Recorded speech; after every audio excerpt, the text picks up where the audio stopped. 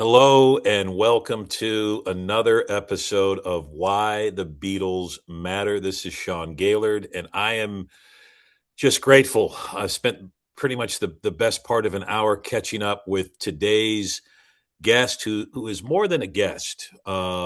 He's a friend, he's a brother, he's a bandmate, and he is an, a quantum aficionado of all things Beatles and humanities and art, and I'm just really pleased to have Brad Spirrison on here. This is like a reunion, so to speak. This is that scene in the Beatles anthology where we're gathered around with ukuleles at I- Friar Park. I'm feeling free as a bird with you this morning, my friend and scholar. Nice reference there. Feeling the real love now and then. I'll even embrace some of the AI and the Peter Jackson and this. I don't know exactly where it's gonna. I know there's the last one's in the canon, that last song. I don't know it enough to develop feelings, nor was I alive. Previous part of the canon. But I'm glad it exists. I'm glad that we are here. I'm glad Paul is here. I'm glad Ringo's here. I'm glad that they decided to do something together on that last record. Yes. Yeah, Boys in Dungeon Lane. Have you heard that album? I've heard the album and then that song, I mean it's probably a little bit of a cheese ball, but whatever. I love cheese balls. Yeah. Home to Us is the track, and I loved it. I appreciate the album. I know McCartney can sometimes be hard to swallow in some cases, but I think at the end of the day, what I dig is he's unapologetic. This is who he is. This is what he's feeling, and we're very grateful to that we still get great music Well, from both Paul and Ringo. and Paul in particular understands that fine line between chaos and creation. Nice reference. That's a good album, by the way. It's that kid. What's the kid? I mean, he's not a kid. The producer that he worked with. Oh my gosh, yes. Nigel, I've done some things and Goodrich, Goodwin, something like that, because he something. done some stuff with Radiohead, right? He was their guy. Yeah, and Paul, I know we were talking a little bit. My Brave Face, which I don't know, was that an Elvis Costello? It was. It was. Like it kind of sounds like an Elvis Costello if you think about it. And listen to it. And that was in the late 80s, ostensibly when Paul was, to some, 18, 19 years removed from that other planetary peak that we know as the Beatles. Like, Mm. if you listen to that song today, it kind of says everything about how we should get through the world now. Uh, Less fear. I mean, there was a president that did like 3+ terms on this about having to fear itself in my brave face. And now that I'm alone again and simplest, I don't know all the lyrics, but I mean, I'm getting goosebumps even thinking about the bridge. Yeah, man. That is. I remember when that album, or when that's because that was the first single off of that record, "Flowers in the Dirt," Mhm. and I remember, there was kind of this time period in the '80s, mid '80s, really for me, post Pipes of Peace. Tug of War, Pipes of Peace to me were just two really superior Paul albums, and then there was kind of a time, like Press to Play, Give My Regards to Broad Street. And I know there are probably some fans out there that will die on that hill, but I just couldn't get it. But I just remember being so renewed when My Brave Face came out. You could hear Paul's bass, that melodic bass of his, loud and clear.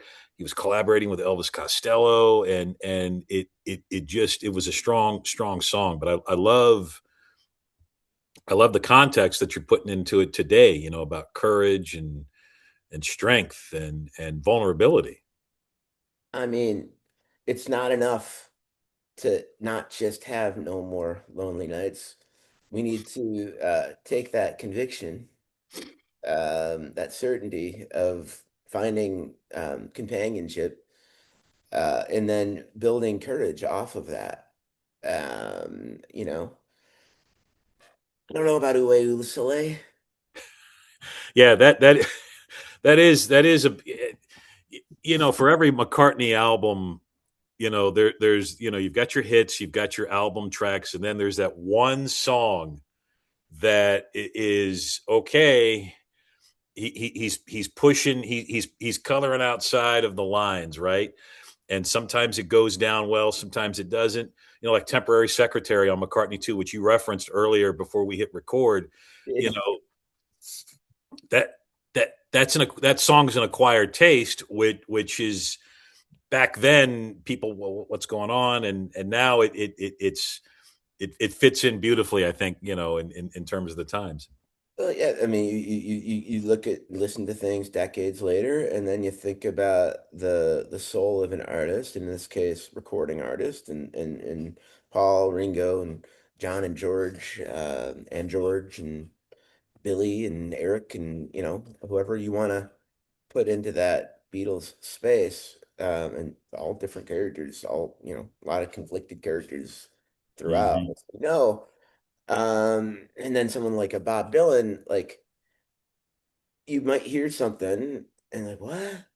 But I'm not sure we could actually get to the stuff that has really driven us without giving the artist the space to do that, because from an artist perspective, it's all trial and error anyway. They're writing something, they don't know if it's going to be a hit or not, Yeah. necessarily, and if they do it for their own joy, then that's probably a good thing for the rest of their library, of which admittedly we'll probably listen to more often. But the other stuff I think is critical. When you say that, Brad, it reminds me of Paul McCartney writing Yesterday. Probably the most covered. I think it's the most covered song, and of course, it was a number one hit. But he didn't wake up deciding, I'm going to write a hit song. I'm going to write a song that's going to be covered, 10,000 times or 5,000 times, whatever it is. Um, there's something to be said about that trial and error. Where do you see that in the Beatles? What would be, kind of what would be like for you their version of Temporary Secretary, or something that may not have been relevant or fit in then in the 60s, or whatever, but maybe has evolved. Love the question. Just thinking about it, there I think we've heard or discussed. Um, if you really took the White Album and made one album out of it, you'd have the best one. Hmm. So I would say everything that didn't make that. Fair. And I don't even know if I'm ready for number 9 yet. But there's some weird stuff in there that probably deserves a hundredth listen with new ears. What they were trying to do, what they were trying to uncover. So I would say, from a progression, you got your Red album, obviously, through the 60th of Revolver. And then you got your Blue album, but I mean the Blue album, like, out of the gate, some stuff that, I mean, all you need is love, Sgt. Pepper. And then you get a little weird. I mean, Magical Mystery Tour, I guess, in contemporaneously was considered a bit of a, which is arguably like the best album ever. Maybe they all might be. But then the White Album, here we go. George, I think, is the portal to Eastern thought. Their guide was all too human, and but it got them to another place that, and there's an overhang there that's hard to listen to today. But I don't think they would have gotten to that place without having the liberty to go further. Yeah, as did Phil Lesh. Ooh. Yeah. Freedom. You I'm know, gonna find my way on this 250th anniversary. Thank you very much. nice, nice, nice move. You know, you mentioned anniversaries, and you mentioned you made a nod to Revolver, which is coming up on a 60th anniversary. Mm. I, I know, I know your musical sensibility. I've known you for years. I know that you're a Stones guy as well. I know that you're a Grateful Dead guy, and that you are devoted to those bands. But when the Revolver, which I just happen to have a copy of right here, Ah, when Revolver, iconic cover, iconic album. I have in my calendar, the 60th anniversary. There have been different levels of hype regarding that, but in the same turn, like why like why such an album such as Wake of the Flood by the Grateful Dead? Laughing Water. Yes, which is in kind of a diminutive album in the Grateful Dead oeuvre, but you know it really doesn't hit the same. The 50th anniversary or whatever it is of that album doesn't hit in the same way as the Beatles, and Wake of the Flood is a good album. I know the Stones have kind of done it a little bit with their deluxe reissues of Some Girls and what have you, but it doesn't hit the same way, I think, that Revolver 60th anniversary, Rubber Soul, Pepper, White Album. Why do you think that is? Man, again, not to take anything away from. No, no. Ed Sullivan, Beatles, post Kennedy, pop culture, um, kind of not a post Elvis, but I think Elvis had some military responsibilities. I'm getting all this from the complete Beatles. Uh, Ah, nice, nice. Probably one of the most underrated documentaries that you can't find anywhere. It's out of print because I think the Beatles bought or somebody bought the rights to it, and they've it may have been did it Sir for the McCartney. anthology. It may Yeah, have been Sir McCartney, but either way, Ringo didn't like the food. 2 suitcases. So yeah, I mean, for the staging, the sequencing of Ed Sullivan, and then nailing it, and the Stones had their "Let's spend some time together" moment.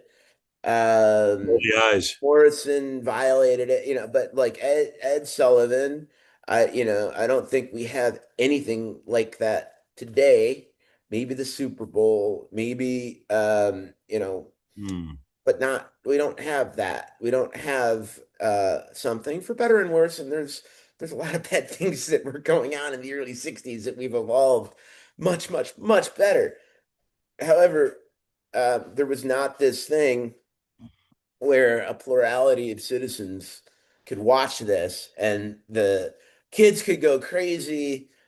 The parents could maybe understand a little bit and then go. And then that whole 64 through 70 journey, yeah, I grew up probably my one of my best friend TJ, who hosts the Untitled Beatles podcast, That's right. and I grew up together, and we would be in high school in the halls yelling at each other over who was better.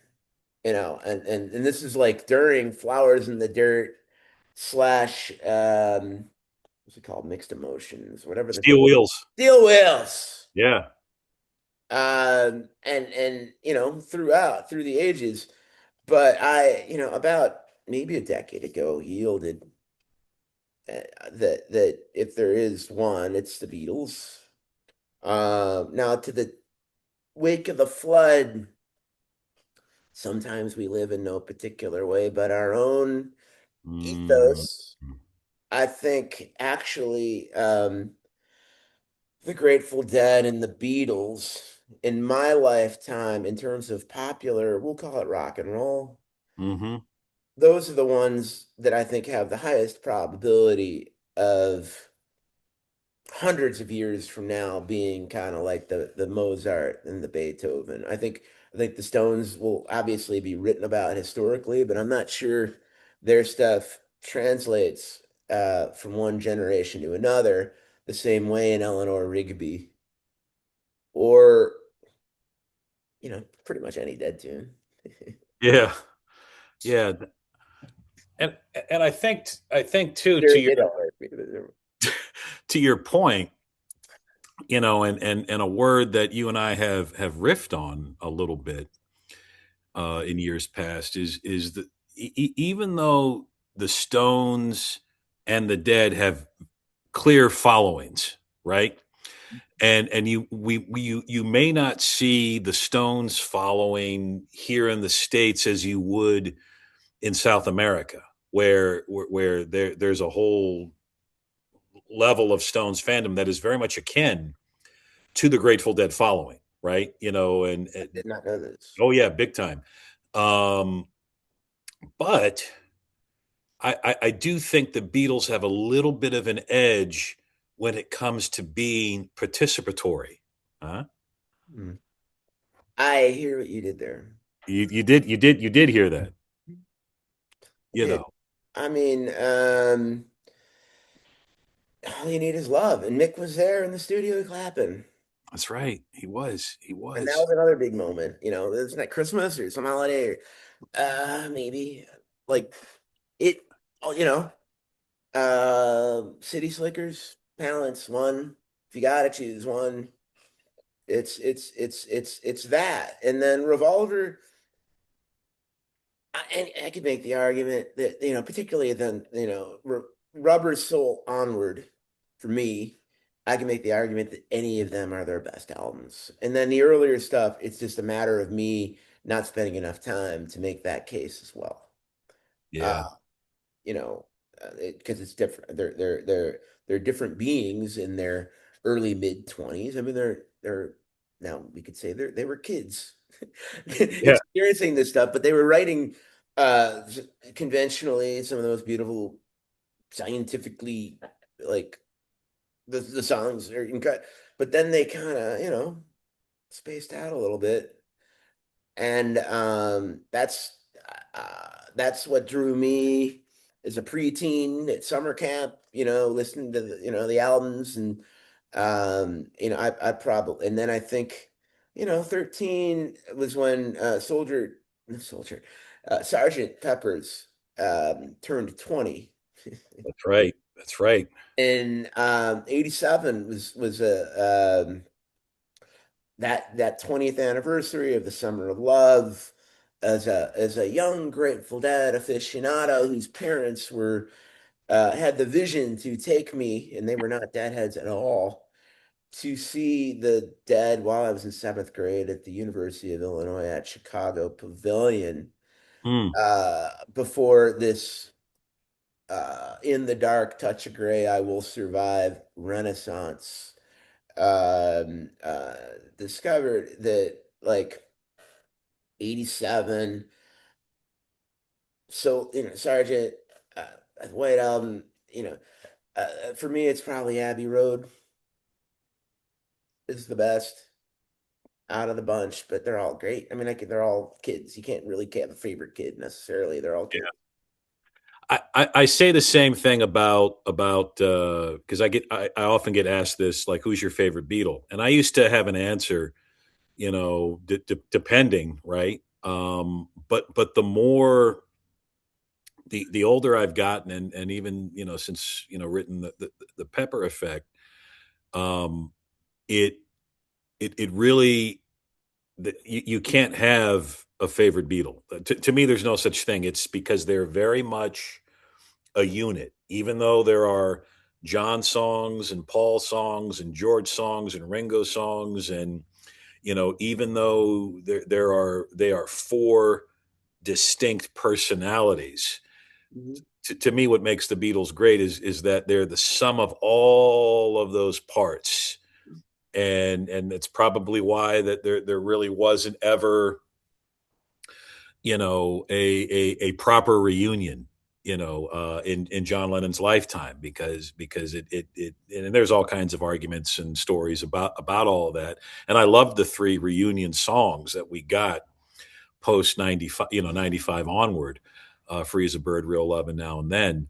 Um, but but to me, it's the collaboration, it's the collaborative unit, it's the band. It's kind of hard right now seeing the Stones, or what's left of the Stones, right? Because it's down to three official members, and then even now, Keith is they're not touring because of Keith's health issues. And I don't know, you probably saw the clip of Mick and Ronnie Wood, surprising the fans at the listening party of the Foreign Tongue, and it wasn't the same. I mean, they're 83 and 4. Paul is 84. Buddy Guy um, just Yeah. celebrated his 90th this week at the Chicago Theater, and he could still light it up. Willie, Northerly Island, he's still doing it. It's it it it. I'm inspired by it. As someone in my early 50s, I've always looked at Mick Jagger primarily as someone that has consistently been 31 years older than me. It's never changed. Mm. And I look at that as runway. I see what he's doing now as an 83-year-old, saying, okay, I can still do that maybe if I keep in shape, and whatever. And is it, Beggar's Banquet, Mick Jagger? Is it Exile? Is it Goatse? Is it Tattoo You? Is it even Steel Wheels? No.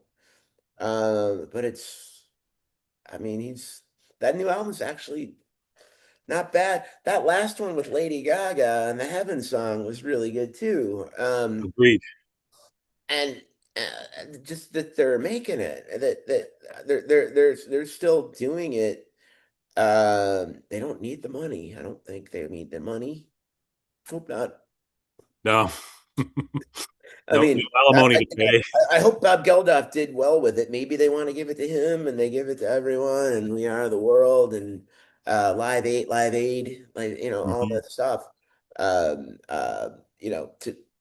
U2 is great at actually focusing money on parts of the world that probably need it the most. Not that, but the rock and roll narcissism is a thing. Um, I'm glad that it's happening. Um, and then in terms of all four of them, we haven't George, all things must pass. Mm. Uh, like, because of hierarchy, maybe he was the youngest. He got his one, maybe his two songs. And then, it was almost like that Seinfeld episode with a contest, and all of a sudden, immediately, boom, triple album. I'm in. Nice reference, pal. Nice I reference. think we can get away without saying anything and allude to the metaphor nevertheless. Yes. Riff on that album, please. Riff on All Things Must Pass. I know I know you have proclivities towards George. I know he's pictured behind you. If for those who are watching this on whatever the video platform for this podcast, so riff on All Things Must Pass, please, for me. You don't see me crying. Wawa. I mean, and that had a lot of things to it, and I think he was making a grand universal statement, but he may have been talking about um, some closer to home domesticity situation that also gave us Layla. It's true. So George was a gardener who partied hard and wrote some wonderful things. A comedian. I mean, I don't think we would have been blessed to have the Ruddles. Right. Without George, I don't think you know, in back in '87, I actually cringed a little bit. Love the Ruddles. Love the Ruddles. But the what was it then that I couldn't really, it was off cloud nine with the commercial. Got my mind set on you. I'm like, George, what Yes. you doing? But now I love it. And then, you know, my son is Dylan, named after Bob Dylan, obviously. Mhm. Wilburys. Um, fellow Wilbury in Mhm. '88. And that album, I mean, I guess we're kind of biased and whatever. Arguably one of the best albums of the '80s, right there. Yeah. Um, and I think George had he had this quiet. Yeah, I'll watch. Of course, I'm getting John and Paul. Yeah, they got it. But I'm just sitting here in the wings. Pardon the pun. I didn't even mean that one. Yeah. Uh, here, and then it's that, and it's three, and then then the blow away and the love comes to everyone. It's a good album. The, Uh, the eponymous 1979 solo album. Yes. But I don't, I think he knew enough. I think they all did, but him in particular, not to take himself or his message, all of that seriously. Yeah. And which is again the grace that we give these gods of rock, to do that thing that we do not understand. We may just call it Gon Tropo. Ah, nice. Nice. There's a lot of great elements there. And you mentioned the Ruddles. Fun fact, I'll drop this name, but it's another story for another time. My wife and I had dinner with Neil Ennis of the Ruddles. It was a grand prize award for a Beatles radio trivia contest when we were living in Boston. And I had the great honor to break bread with Neil Ennis, my wife, the radio DJ who was part of the promotion. Julie Devereaux, I think was her name, and we won tickets to the Fest for Beatle fans. I think at the time it was Beatles Fest. It was a different name. And Neil Right. Ennis, the grand prize was because my name was drawn or whatever, was dinner with Neil Ennis. So a really, and may he rest in peace. He left us 3 or 4 or 5 years ago, Mhm. and I did this. We had this great dinner, and we talked a little bit about the Ruddles, but we talked about the Beatles. We talked about the movie Network. And then he would reference.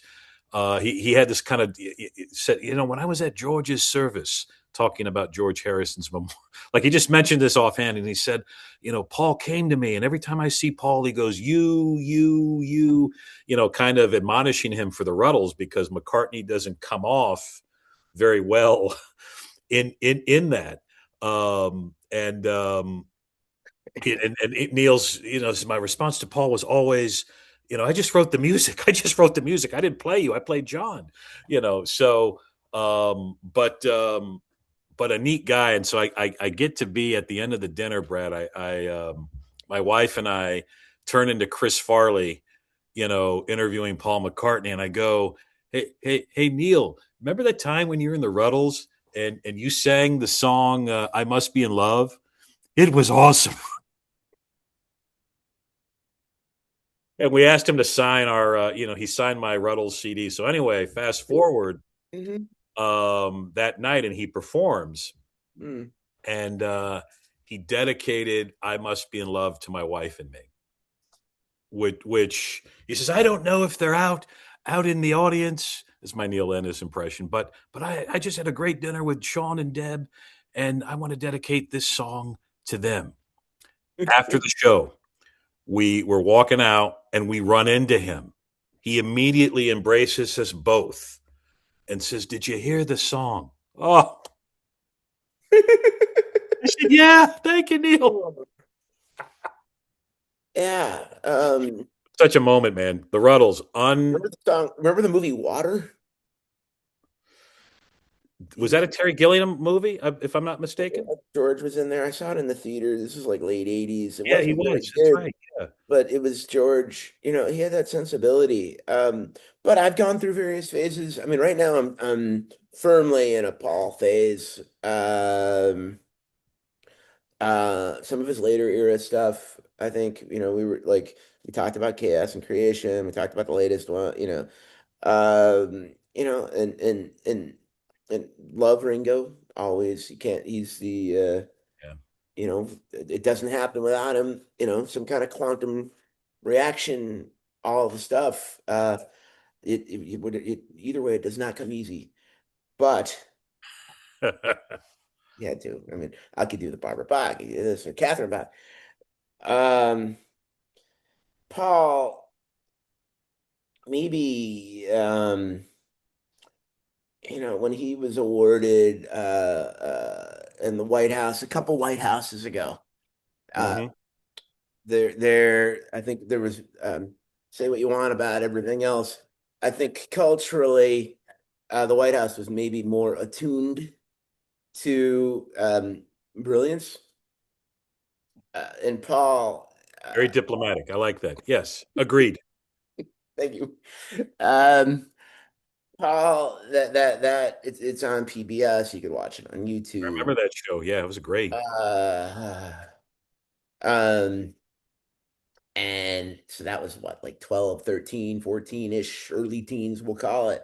Hmm. And he's the one, I think, culturally, internationally, back to the Ed Sullivan thing.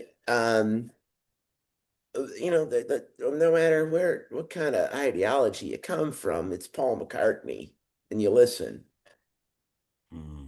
He's been there, and he preaches love, and I mean, there might be a red album, there might be a blue album, but there ain't no red and blue as it relates to the Beatles or Paul or the message.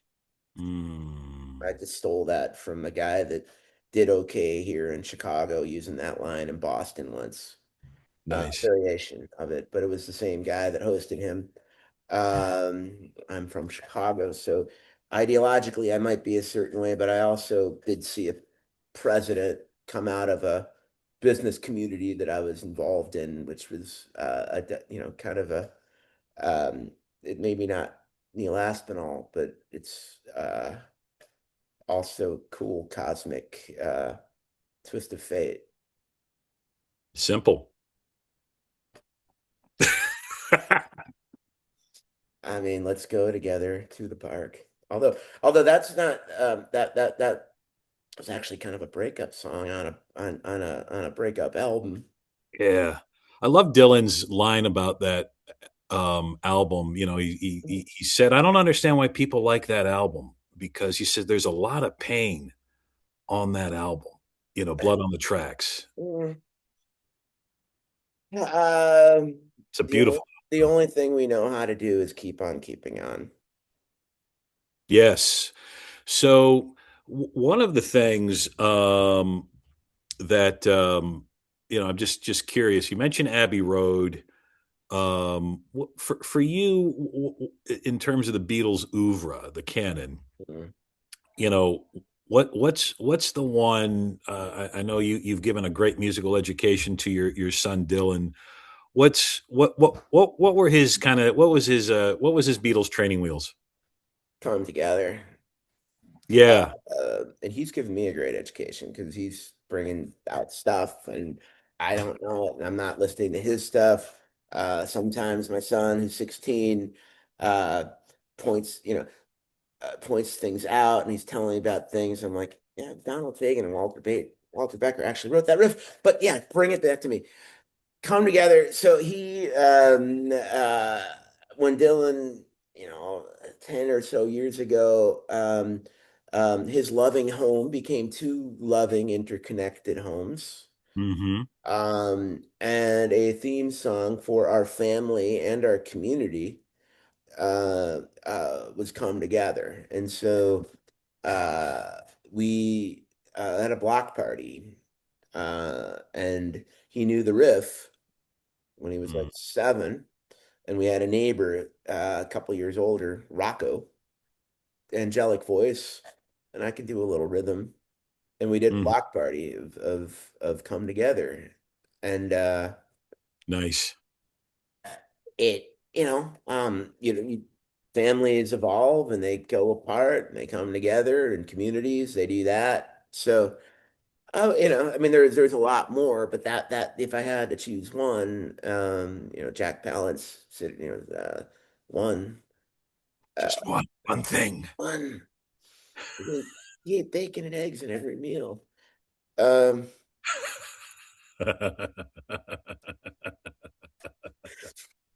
um, it would be come together, and again on the Abbey Road. I mean, I like side two of Abbey Road more than I like come together. And But for him, and then he plays it, and he still plays things. He's been playing Fearless.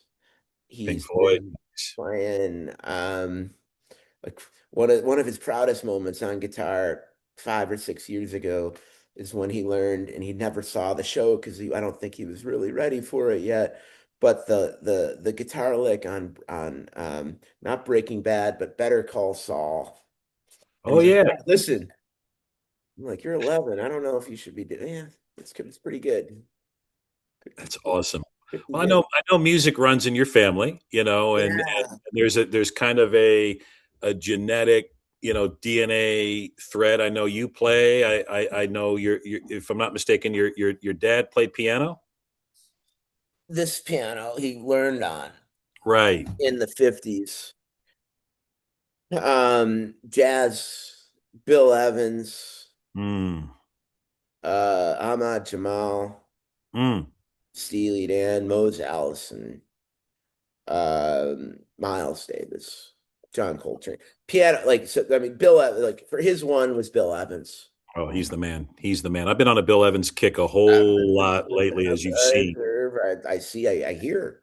Yeah, I, deep. yeah, I might even smell You might even, yeah, exactly. I'm on a deep kick. You mentioned Steely Dan, and I know you and I are both Steely Dan aficionados as well. And I remember reading this in a book years ago. I think the book was called "Tell Me Why." Um, but anyway, there was this kind of, it was kind of kind of a critical analysis of the Beatles and their impact, and really focusing on their albums and tracks and things. And one of the chapters towards the end talked about like the sons of the Beatles or the heirs of the Beatles, and they mentioned Steely Dan as being the next logical step after after the Beatles. Do you buy that? it. I mean, I know that you can't buy a thrill, but that was Dylan. It's true. That's right. It takes a lot. It takes a train to laugh. It takes a lot to cry, or whatever it is. Yeah, it I takes a mean, train to cry. A lot to. I love that song. Yeah. tears are the common denominator on that one. Beetle Mm. wise, I've not heard that, but I would say there's some hooks that are magical. Um, Yeah. I would say Donald Fagen is not as universally understood and embraced as a Paul McCartney. True. Um, I don't exactly know what a Beatle is. I've heard what a Steely Dan might be. So that's a little rough. Like, not, they're and Chevy Chase was in that, and Yep. Chevy Chase was with Lorne Michaels, who tried to bring the Beatles back together. He had only had 3 grand. He should have put in like 10 grand. It would have Yeah. And it was close too, because that story is how John and Paul later revealed that he and Lennon were in New York together at the Dakota, and they watched that live on Saturday Night Live. And and it's for a minute, 68th Street down to 51st Street. You yeah, can take a cab. I don't know if there were like, yeah, you could have done it. Uh uh I mean, they're all the pride of the neighborhood. Josie, nice. I think some of it too has to do with the fact of how both Steely Dan and the Beatles, Rubber Soul Onward, had a reverence for the studio, and using the studio as an instrument. And you can make that same case, with Mhm. Steely Dan, specifically with the album Asia and Gaucho. And to me, Gaucho is such a misunderstood album. I tend to gravitate. I mean, I love Asia, but I really gravitate. I've always gravitated towards Gaucho, even though it's a critically maligned album. It's the same way with the Beatles. Like my favorite Beatles album is Let It Be, and for many, it's the most hated album. Even Paul at one point, I mean, he went back and did the whole Let It Be Naked album. But I appreciate, which I appreciate, but I also appreciate what Phil Spector was able to do, with that album. Either way, everybody sees the sunshine, regardless of how it's remastered. That's right, man. Uh, um, you and I am sensing are two against nature. We are nice, nice, good album, man. Um, although I don't know if we have a cousin Dupree. Uh, I mean, um, I don't know if I want a cousin Dupree, to be honest with I you. mean, I'm glad Daddy moved home from that New York City. Um, um, you know, we've all become 18, if you know what I mean. So I don't. I mean, I love what I, I think that there's an irreverence. There's a fierce irreverence on the part of Steely Dan Yeah, that I think they've selectively taken themselves out of the possibility of being of that level, which makes them who they are and why they arguably are of that level. yeah, yeah. Uh, not going, not adhering to things that I enjoy, but they're a joke, like the Rock and Roll Hall of Fame and the big winner. Oh, uh, big I Lord Michaels, big, like that whole thing that like Jerry said, "Are you joking?" Donald said, "Are you joking?" But Paul and everyone else, they can't get enough of it. No, they can't, and it's a million ways to Sunday, man. Revolver coming up on the 60th anniversary. Yes, What's your appraisal of this album, man? I want to hear the Brad Spirrison take on Revolver. I think Eleanor Rigby could be written today Hmm. about today. Um, but you realize it was written in 1965, 1966, whenever it was. Hmm. And so there's a little bit of a Wilco here too. I'm from Chicago. I'm in their neighborhood and stuff. And so that's kind of my own. They have a line, every generation thinks it's the end of the world. Mm. And so when I think about Eleanor Rigby and loneliness, which is an epidemic, It is. Paul beautifully observed that it may have been an epidemic, you know, in that era there where we thought it was post-war and we're all reading the same thing, watching the same thing. There's got to be one big water cooler for everybody. Well, he wrote, I was not alive then. that was not necessarily the case. So, I mean, I could probably, or our friends at ChatGPT or that Claude personality could probably pretty quickly run some sort of thing to do all of them, but that's not as fun Yeah. as doing this because, as we all know, tomorrow never knows. Mm, indeed. Indeed. It's interesting, Eleanor Rigby, and there is, and I know Adam Grant is getting ready to come out with a book on this loneliness epidemic and this lack of human connectivity.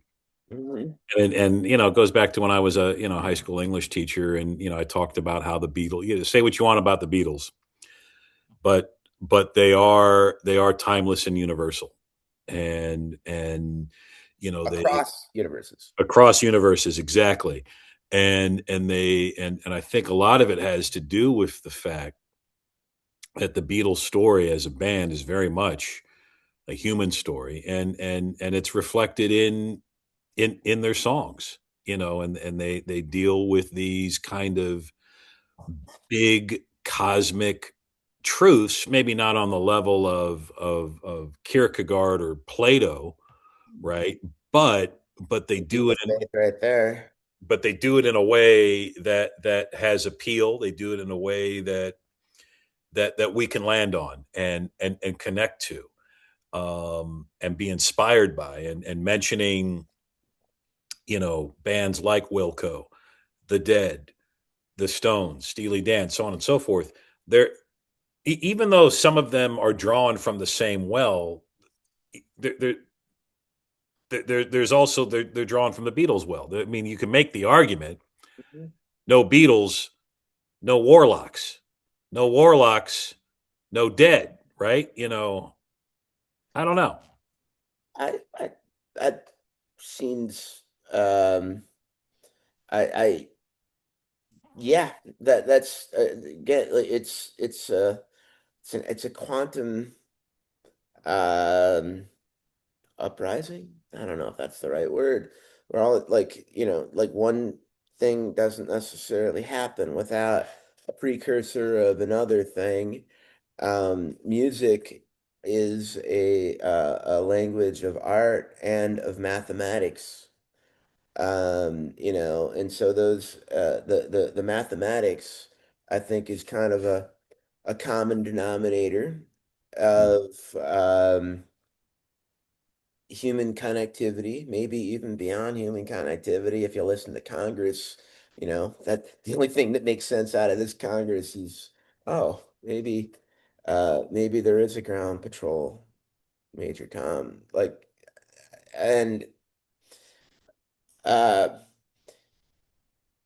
music, the Beatles in our lifetimes, and both of us came to this world after that 1970 closure or whatever we want to call it, whenever. And Disney has its own um, Beatle endorsed interpretation, although the complete Beatles is will always be in my canon.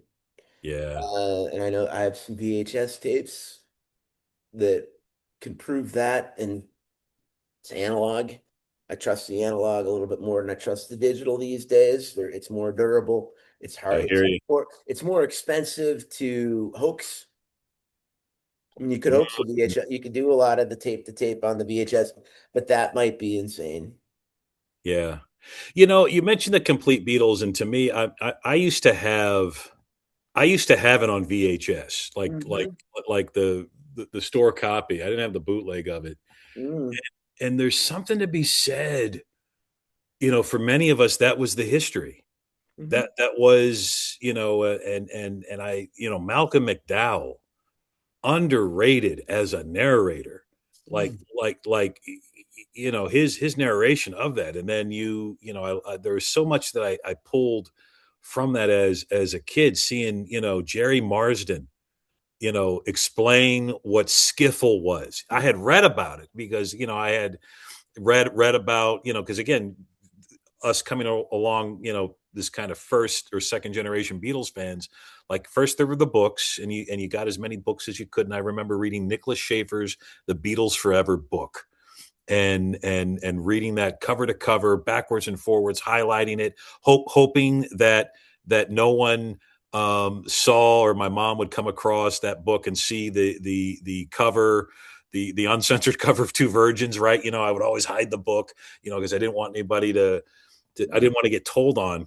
But then the Putting a complete, Borica on some kind of thing. Anyway, but yeah, but the complete Beatles was kind of like the visual representation.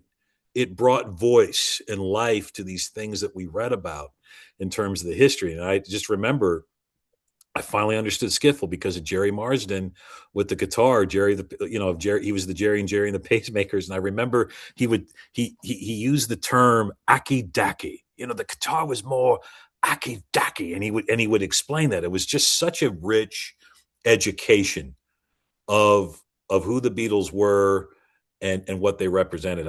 I hope they put that. I mean, I love the anthology, and I love the fact that I can go on Disney Plus and I can pull from it at any point. hmm But something about like that kind of finite package brings me such nostalgia and warmth. So I love the fact you bring up the complete Beatles.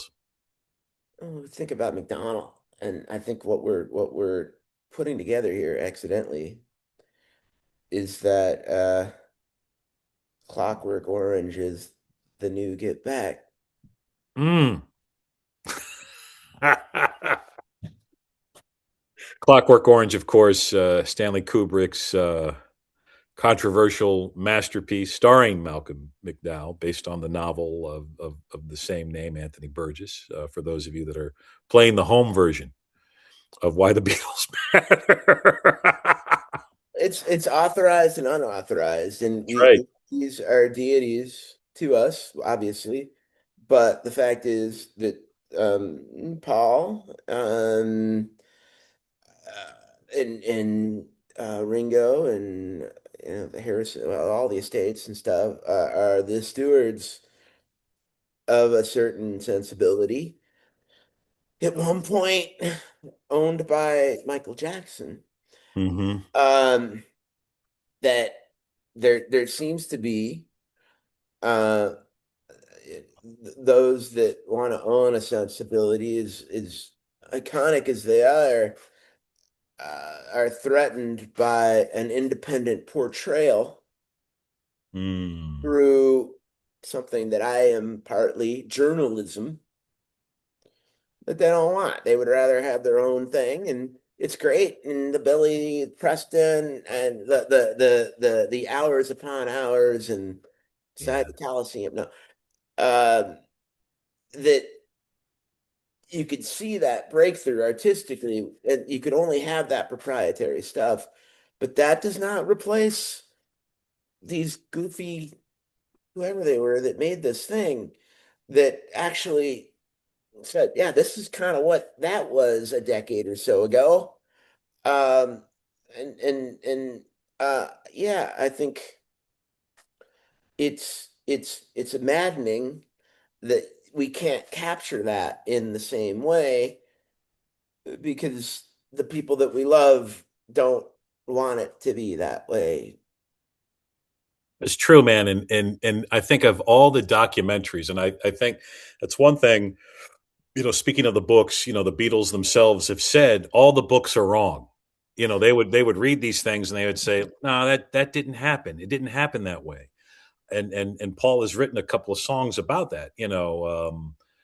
I was there. You know, He what only had one vantage point, though. He does not know what it's like to be impacted by his artistry. that is true.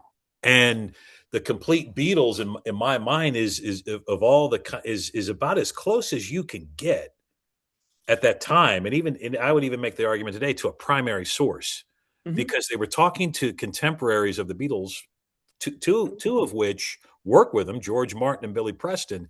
And where else, Brad, are you going to find a solo piano version of the Get Back solo played by Billy Preston. To me, that's worth the price of admission.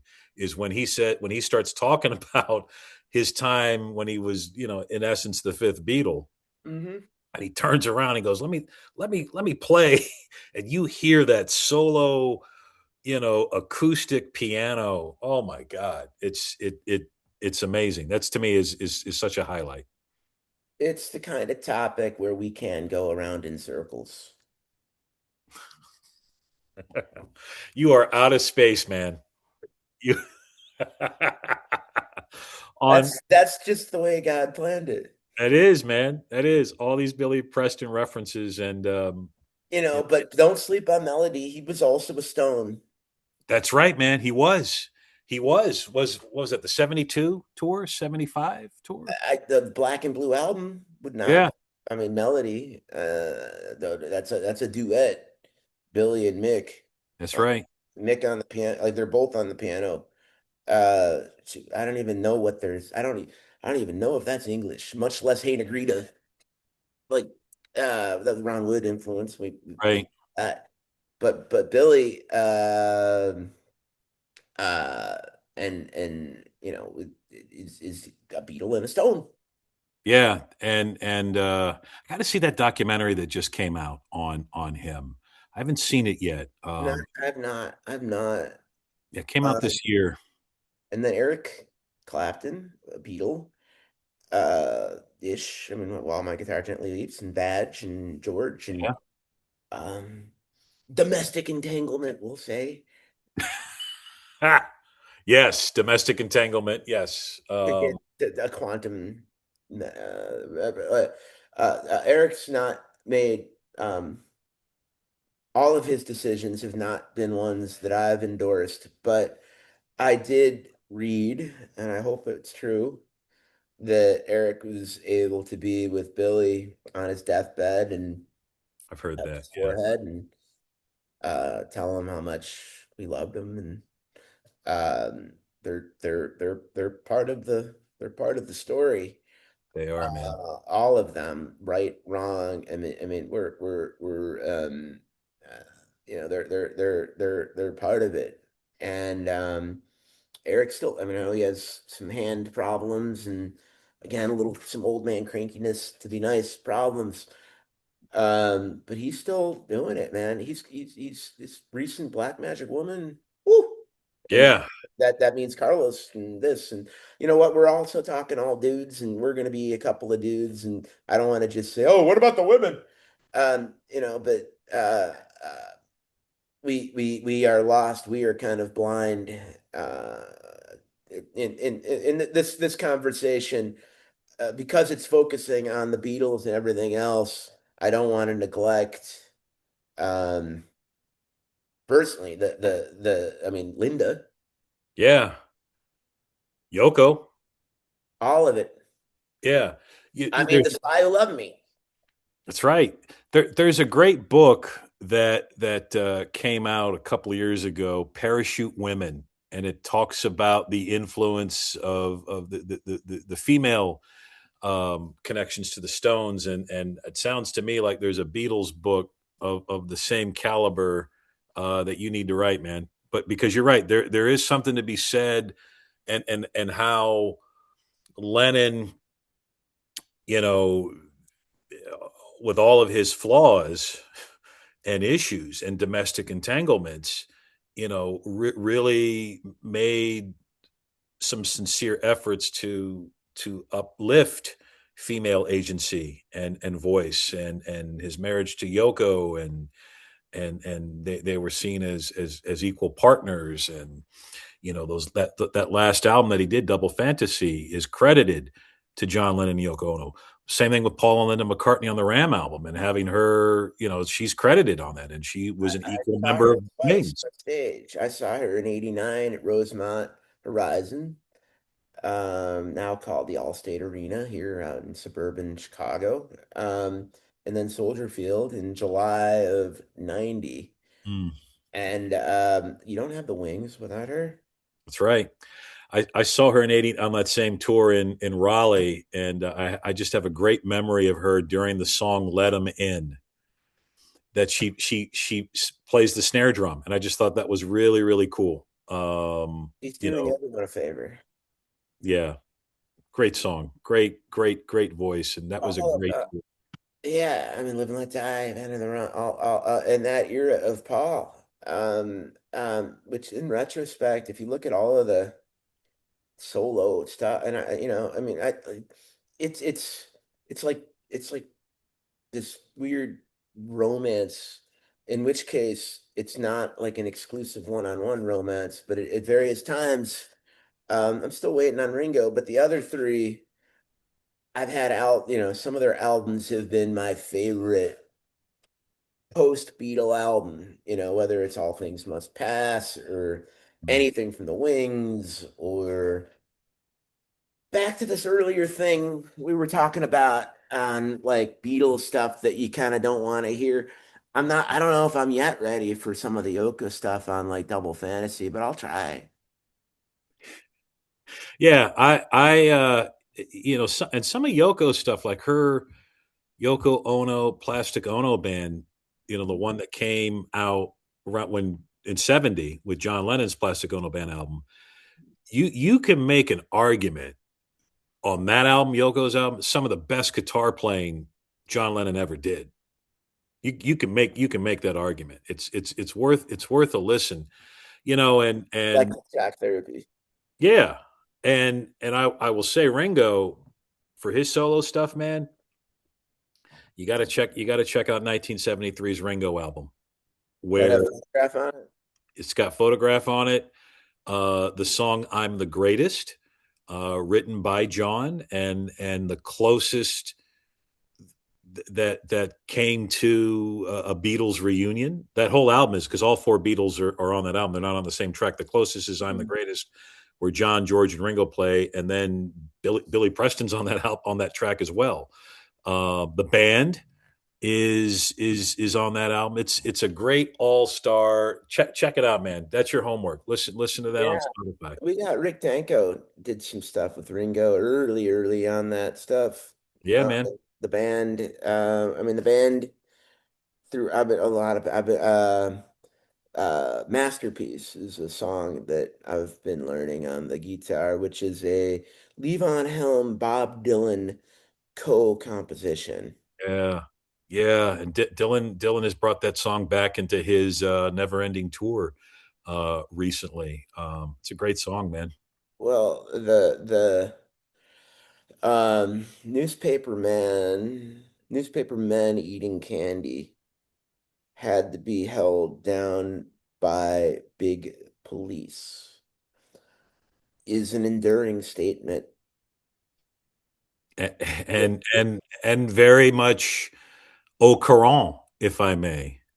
Right Must. now. That this is the Beatles podcast, and we don't, but um we say we want a revolution. It could be a soft revolution, a peaceful revolution, a Beatles inspired revolution. Had to be held down by the big police, the newspaper man, the media, Yeah, perhaps being served um a faux delight by those that they're covering. This is including the Paul and the Untitled and the stuff. I'm making a little bit of a journalism um uh statement meditation. nice. Um that you know uh, someday life could be sweet as a rhapsody. But I do think that we need uh, better reporting overall. Uh, um, you know, um, I'm not a paperback writer, but I am a student of George Orwell, Yes. who said that journalism is what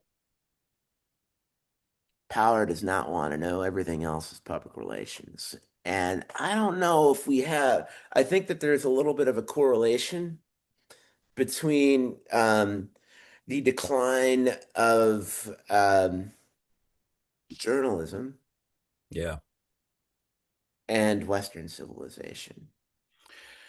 You could definitely make that case, and in recent events Hmm. definitely echo that, and I think in these kinds of times, that's where we need to hang on to these ideas, to these voices that serve as inspiration and strength and motivation.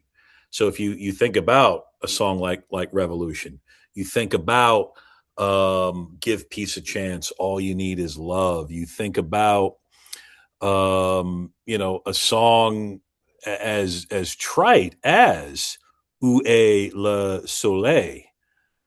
All of the Beatles songs solo and together in some ways are mirrors of the times, and again, getting back to the ethos of participatory.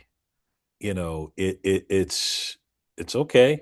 you know um we John, Paul, George, and Ringo have given you these things to yeah, to listen and enjoy, but also to act and to take stands and to create art and to connect with others and to love others and to understand others.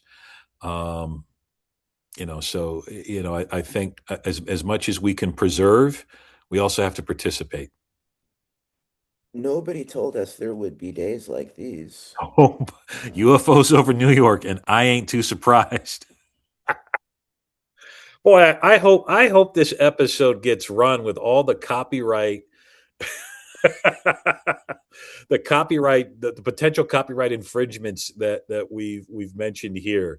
Uh, I'll give you a participatory hashtag of most peculiar, mama. roll.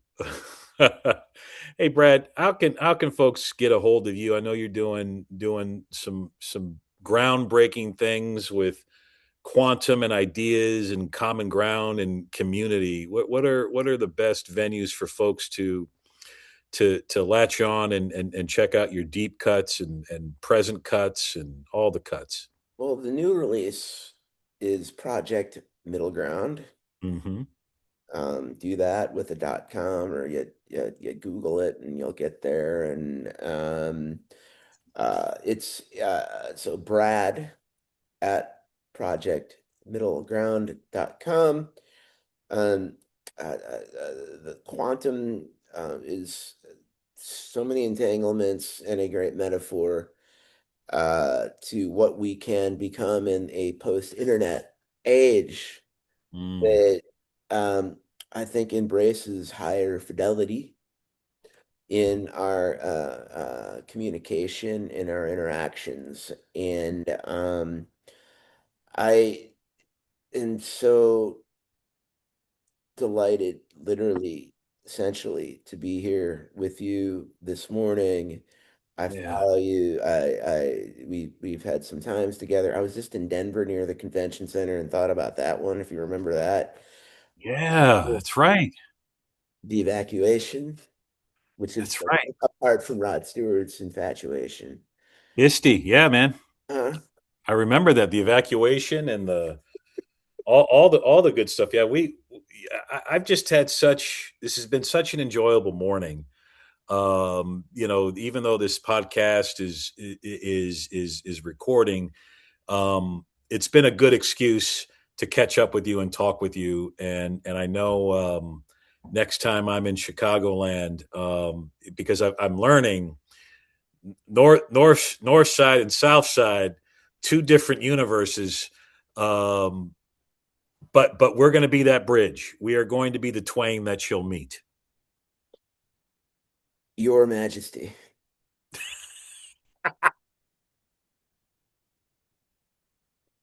Oh man, well, Brad, brother, in the words of our mutual cousin Nick, formerly of The Electric Flag.